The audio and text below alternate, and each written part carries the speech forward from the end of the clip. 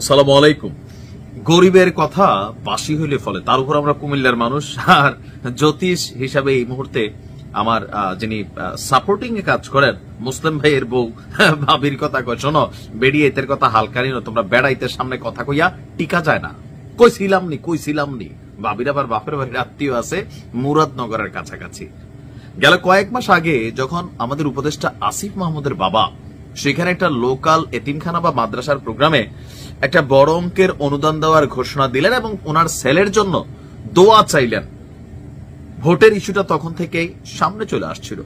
তো দিন শেষে কিন্তু ওইটাই হতে যাচ্ছে।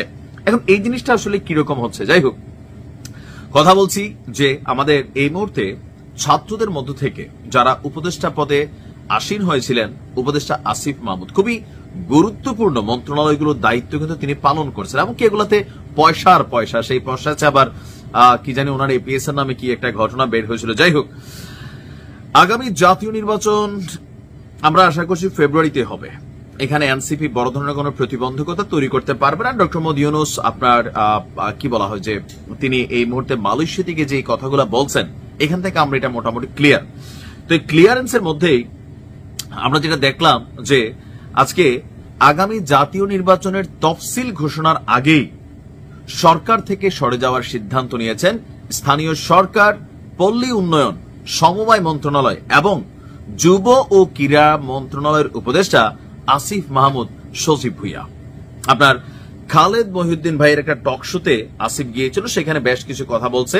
সেখান থেকে তার বক্তব্য যে তিনি তফসিলের আগেই এই পদ থেকে সরে যাবেন। কেন? কারণ বাংলাদেশের আইনে একটা জিনিস আছে কি, আপনি যদি উপদেষ্টা থাকেন অন্তর্বর্তী সরকারের মধ্যে, তাহলে আপনি নির্বাচন করতে পারবেন না। এখন উপদেষ্টা আসিফকে নির্বাচন করবে, 100% করবে, 1000 বার করবে, এটাই বাস্তবতা। তো আসিফ মাহমুদ বলছেন 2018 সাল থেকে আমি রাজনীতিতে আছি। আমার মতে নির্বাচনের সময় রাজনীতিতে যারা আছে তাদের সরকারে থাকা উচিত না, তাই তফসিল ঘোষণার আগে সরকার থেকে সরে যাব।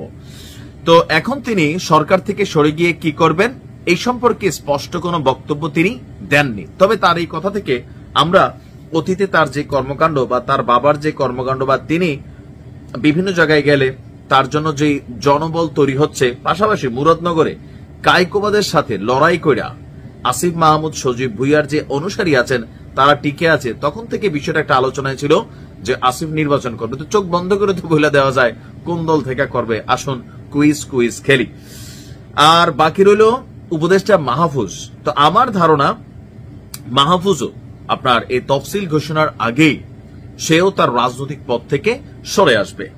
তাদের জায়গায় কারা স্থলাভিষিক্ত হবে অথবা অন্তর্বর্তী নির্বাচনকালীন যে সরকার গঠিত হবে সেই সরকারকে ডক্টর মোহাম্মদ ইউনূস নিজেও থাকবেন কিনা, নাকি সেখানে কোনো পরিবর্তন আসবে।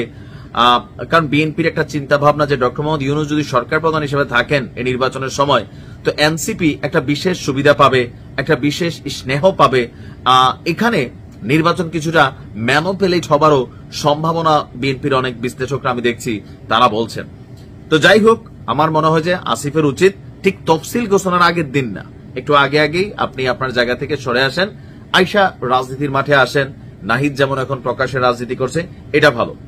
কারণ আমরা চাই আগামী দিনে যে নির্বাচন হবে এখানে কারুর কোনো প্রভাব কোনোভাবেই অ্যালাউড না।